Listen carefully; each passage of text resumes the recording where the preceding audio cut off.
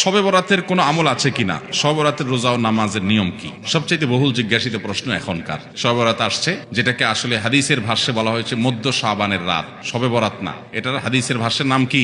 মধ্য শাবানের রাত। এই মধ্য শাবানের রাত বা মধ্য শাবানের রজনী, এই রাতে যেটাকে আমরা শবে বরাত বলি, এই রাতের নামাজের নিয়ম কি, কয় রাকাত পড়তে হবে, কোন রাকাতে কোন সূরা কতবার পড়তে হবে, এটা বহুল জিজ্ঞাসিত একটা প্রশ্ন। এবং এ ব্যাপারে আমরা অনেকে জানি যে শবে বরাতের রাকা নামাজে এত রাকাত পড়তে হবে, সেখানে সূরা কুল হুয়াল্লাহ, ইখলাস এতবার পড়তে হবে, ইত্যাদি ইত্যাদি।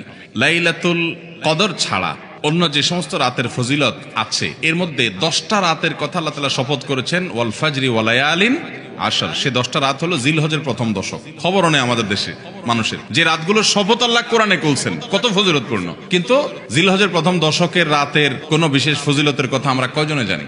যাই হোক, মধ্য শাবান রজনীর কথা আমরা বেশি জানি শুধু না, সবচেয়ে বেশি আমরা এ রাতে ইবাদত বন্দেগীর চেষ্টা করি। তো সবচেয়ে বেশি চেষ্টা তো হওয়া উচিত হলো লাইলাতুল কদরে। এর পাশাপাশি যদি কেউ মধ্য শাবানের রাতে আল্লাহ তাআলার ক্ষমা লাভের চেষ্টা করে, সেটা দর্শনীয় না, সেটা জায়েজ। এই রাতের এতটুকু ফজিলত অবশ্যই প্রমাণিত যে আল্লাহ রাব্বুল আলামিন এই রাতে হিংসুক ছাড়া, মুশরিক ছাড়া বাকি মানুষগুলোকে সাধারণ ক্ষমা ঘোষণা করেন। অতএব এই রাতের একেবারে কোনোই ফজিলত নেই, ব্যাপারটা সেরকম না। বিভিন্ন হাদিসের আলোকে এইটুকু অন্তত সাব্যস্ত হয় যে আল্লাহ তাআলা হিংসুক এবং আপনার মুশরিক ছাড়া, মানুষের পিছিয়ে লাগে শত্রুতা, এই মানুষ ছাড়া বাকি মানুষ থেকে মাফ করে। তাহলে মধ্য শাবানের রাত বা যেটাকে শবে বরাত বলছি আমরা, এই রাতের মূল আমলই হলো, এটাকে কেন্দ্র করে মূল আমলই হলো নিজেকে শিরক এবং হিংসা থেকে পরিচ্ছন্ন করা, সাধারণ ক্ষমার উপযুক্ত করা। এটা হলো মূল আমল, বাস।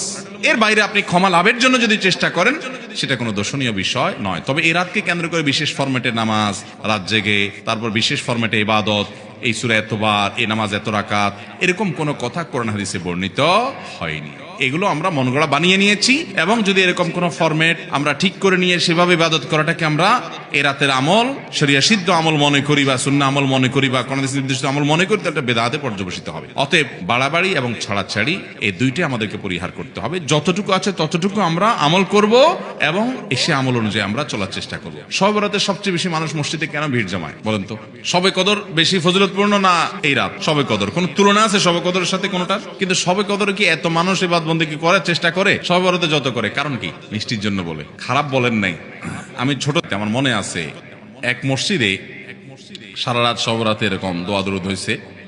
এবার শেষে মিষ্টি বিতরণ হচ্ছে, জিলাফি দিত আর কি। তখন তো জিলাফি দেওয়া হচ্ছে, তো এক আল্লাহর বান্দা তার যে জিলাফি দিচ্ছে, সবাই দুটা দুটা করে দিচ্ছে, ভুলে তার একটা পড়ছে। পরে সে জিলাপিটি নিয়ে আসে বাইরে, ওই মুয়াজ্জিন বেচারার 14 গোষ্ঠী গালিগালাজ করতে করতে বলতেছে যে সারা রাত বেটা সবচেয়ে বেশি কানলাম আমি, আর দিছে আমার একটা। আল্লাহর কাছে এই নসিব চাই এই একটা জিলাপি নিয়ে পাইলাম। সে কানতে কানতে মুয়াজ্জিন